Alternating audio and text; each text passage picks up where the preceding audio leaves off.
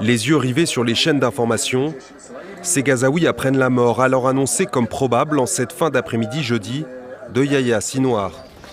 Dans une bande de Gaza ravagée, beaucoup parmi ses habitants, éprouvés par plus d'1 an de guerre, accueillent la nouvelle avec résignation.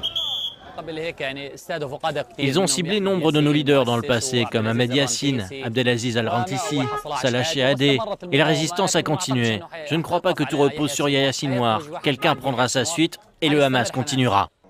Nous voulons l'arrêt de la guerre, pas des assassinats. Ils ont assassiné la plupart de nos dirigeants et la guerre ne s'est pas arrêtée.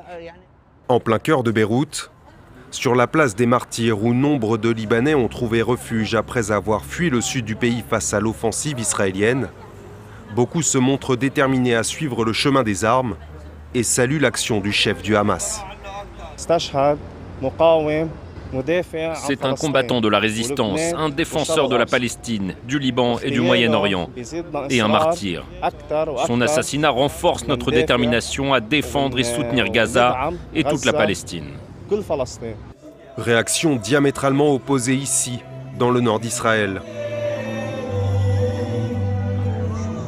L'annonce de la mort de Yahya Sinwar est célébrée en pleine rue par ses habitants de Kiryat Bialik comme soulagés. A l'inverse, à Tel Aviv, la mort du cerveau de l'attaque du 7 octobre sur Israël renforce la crainte des familles des otages. Je ne sais pas ce que ça signifie pour nos otages, pour leur sécurité. Nous ne savons même pas combien sont encore en vie. Je suis très inquiète pour eux. Si le gouvernement israélien affirme qu'il continuera à traquer chacun des combattants du Hamas, ici sur la place des otages, tous continuent de plaider pour la fin des combats.